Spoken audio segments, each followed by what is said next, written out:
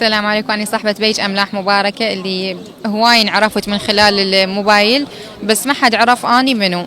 كنت أنا شخصية مجهولة، بديت شوية شوية أظهر على الشاشة، خليتهم يتعرفون على شكلي، وحاليا قمت أشارك بمهرجانات اللي تفيد الكل، مو بس أني، هواي شباب وشابات عاطلين على العمل قاعدين ياخذ شهادته يقعد بالبيت. فهاي المهرجانات فتحت لنا هواي فرص مادية، مو بس مادية، معنوية. يعني أبسط شيء إنه الإنسان إذا ضايج قاعد يرسم غير له من نفسيته. أنا هم يعني استفاديت، فدت واستفاديت، يعني ضفت الشغلي وشغلي هو ضاف لي.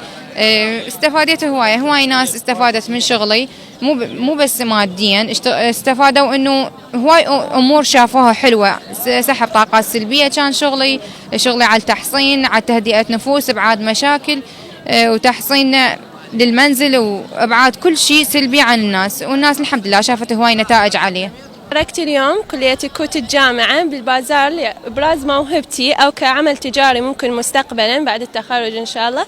اسمي زينب حميد، أنا خريجة بكالوريوس علوم حياة، وحاليا دا أدرس ماجستير أحياء مجهرية، وهذه موهبتي الفنية. أهلا وسهلا حبيبتي. احنا كشباب وكطلاب جاي نشارك بهيك معارض من أجل أولا أنه نحصل نظرة الإعجاب ونظرة النقد اللي نحصلها من المشاهد، من الإنسان اللي جاي يشوف أعمالنا، وبنفس الوقت نحاول ونطمح أنه نحصل على فرص عمل أكثر، نحصل ربح مادي على مود نطور من نفسنا، نطور من الأدوات اللي جاي نستعملها بهيك فن، وإن شاء الله نكون موفقين. السلام عليكم. أنا اليوم شاركت بهذا المعرض، معرض السعادة، اللي هو يكون حافز معنوي للمواهب الوسطية، يكون أكثر داعم. يعني نقدر ننمي مواهبنا من خلال هذه البازارات والمعارض. وأنا عضوة في جمعية موهوبات واسط، وشاركت أكثر من معرض. كذلك أنه معارض هواي أنه نسويها بالجمعية، داخل الجمعية، وشاركت داخل الجمعية وخارج الجمعية.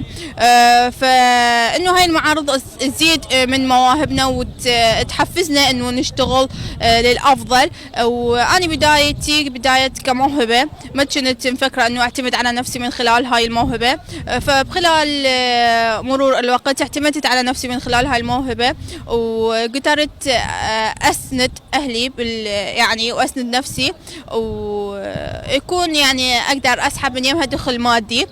من اجل القضاء على البطاله وايجاد فرص عمل، يحاول هؤلاء الشباب بخوض تجارب تجارية عسى وأن يجدوا منفذا لبناء مستقبلهم. جوفان آمانج لقناة الرأي واسط.